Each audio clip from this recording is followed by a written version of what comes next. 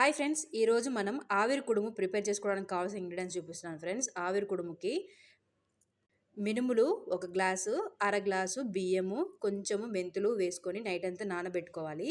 దాన్ని మార్నింగే మనకు దోశ బ్యాటన్ కన్నా ఇంకొంచెం థిక్గా బ్యాటన్ ప్రిపేర్ చేసుకోవాలి మిక్సీలో.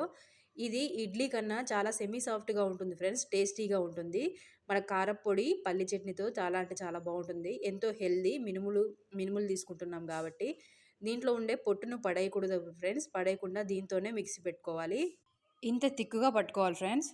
మనకు ఆయిల్ అప్లై చేసుకొని మనం ప్రిపేర్ చేసుకున్న పిండిని దీంట్లో స్ప్రెడ్ చేసుకోవడమే ఫ్రెండ్స్. ఇడ్లీ కుక్కర్లో ఈ విధంగా పెట్టేసి మూత పెట్టేసుకోవాలి 15 మినిట్స్. అయిపోయి ఉంటుంది ఫ్రెండ్స్. ఇప్పుడు మూత తీసి చూసుకుందాం. ఇదిగోండి, ఈ విధంగా వస్తుంది. దీన్ని మనం గ్లాస్లో, కటోరాలో లేదంటే ఏ షేప్లో కావాలంటే ఆ షేప్లో చేసుకోవచ్చు ఫ్రెండ్స్. కలర్తో పని లేకుండా బెస్ట్ ప్రోటీన్స్ గల మినుముల కుడుము రెడీ అయిపోయింది ఫ్రెండ్స్.